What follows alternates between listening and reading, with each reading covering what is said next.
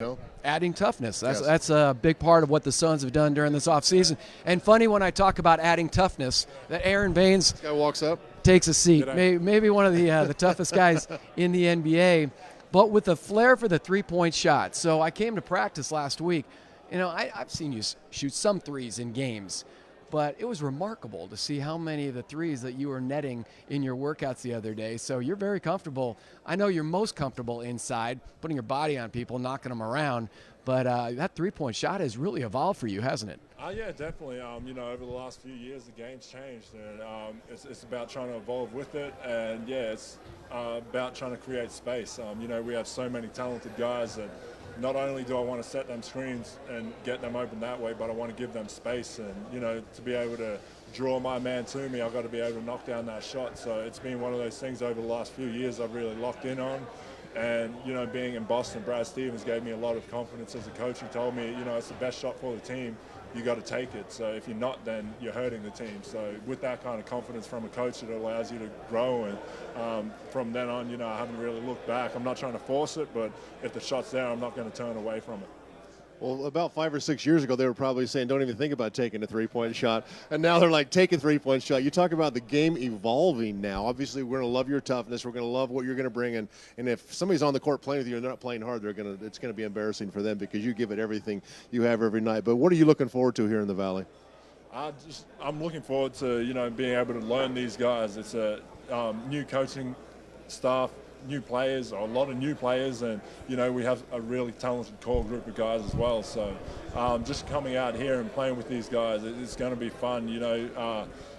There's so much potential to head in the right direction that it's about trying to focus it in the right way, and I think Monty's the greatest guy for that. Just after the last few weeks being around and spending time talking to him, I'm excited to get out there and do it the right way, and yeah, just get cracking with these guys. And Monty has talked about the value of you on the practice court in practices against DeAndre Ayton. There's a possibility you guys could be on the floor together at times in the Suns lineup. But what are your plans in going up against DeAndre and using your toughness, your skill that you've developed over the years, try to make him better? For me, it's going to be about just being in the right position and always trying to do things the right way. He's so talented offensively, and he's such a big athlete. He can cover a lot of ground, so it's going to force me to get better. But hopefully, the way I play, trying to play smart defense is going to try and make him better as well. It's about going out there and doing things. I'm not going to be stupid, but we're going to be physical and try and make each other better by battling that way. And it's kind of one of those things. I didn't get the opportunity to last year playing against him because he actually broke my hand. So he playing against the Suns up there in Boston, my hand got tangled up with his elbow, and I came off second best in that. So hopefully none of that will carry over into the practice. But I'm just looking forward to going out there and every single day competing and doing it the right way. And if we focus on that as a group, we're going to be taking steps in the right direction to get better. How about being out here in the West now? A little bit faster pace, a little bit more scoring.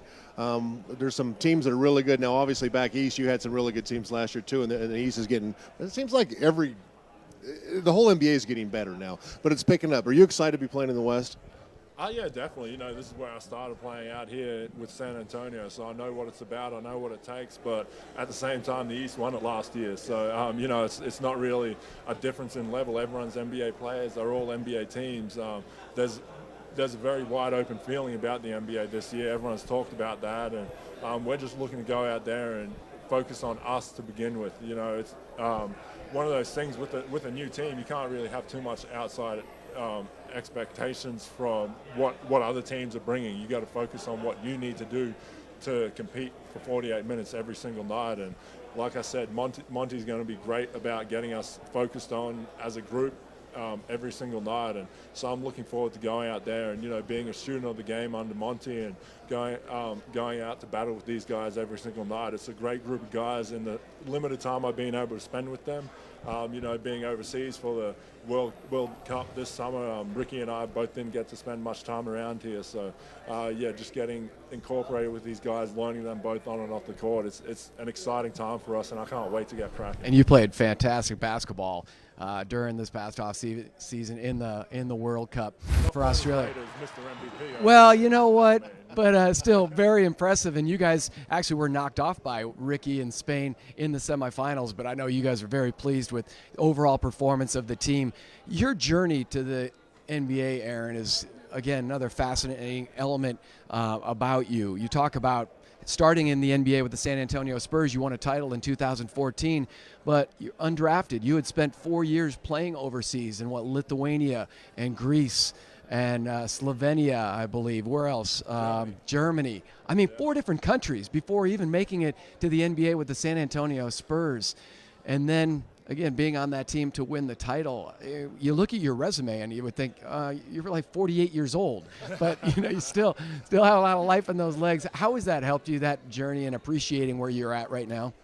Really just being thankful to be playing basketball, and there was a couple of points there when I was overseas. I was like, is it really worth playing and doing this and being away from my family and my friends? And I was overseas by myself, and it was kind of long yards, and you kind of had too much time to think, even though we were doing 2-a-days on court for the most part. But I was able to take the right steps, and one of the things that got me through that was playing with the Australian team and really developing with them. And that was where I was lucky enough to cross paths with Brett Brown, who was actually an assistant at San Antonio. So it was kind of one of those things where the stars aligned, because I kind of stuck with it and continued to do the right things. And as soon as I got my foot in that NBA door, I knew what I was playing basketball for, and it gave me a new life to go out there and do things. And then I was playing under Tim Duncan's tutelage as well. So, I was pretty fortunate that I had Tim Duncan, Brett Brown, who was my Australian coach, and Patty Mills, who I'd been playing with since he was 15 and I was 16. So, it was kind of one of those things that everything just lined up perfectly for me as I got into the NBA, and we were able to win an NBA championship the year after that. And so I know what it takes to get to that level, and here I am now in Phoenix, and I'm trying to impart some of that on these young guys, and just trying to push us forward as a group. Tell you what, Patty Mills, that guy likes playing for Australia, doesn't he? I mean, he was going now. Yeah, he's the heart and soul for our Boomers team, and we love Patty. We love everyone down there, but he adds something else for us, and he really gets it going, and we feed off that every single night for him.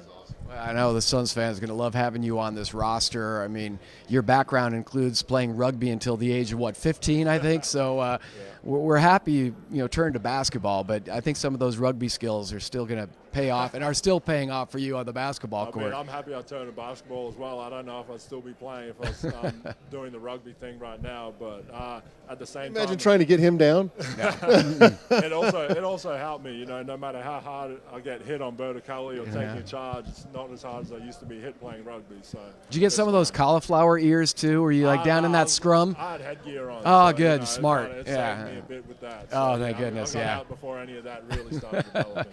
That's great stuff, Aaron. Great to have you here in Phoenix, and look forward to visiting with you over the next few months. Yeah, Thanks, for sure. fellas. All right, Thanks, have sir. a good time. Knock them around in Flagstaff. All right.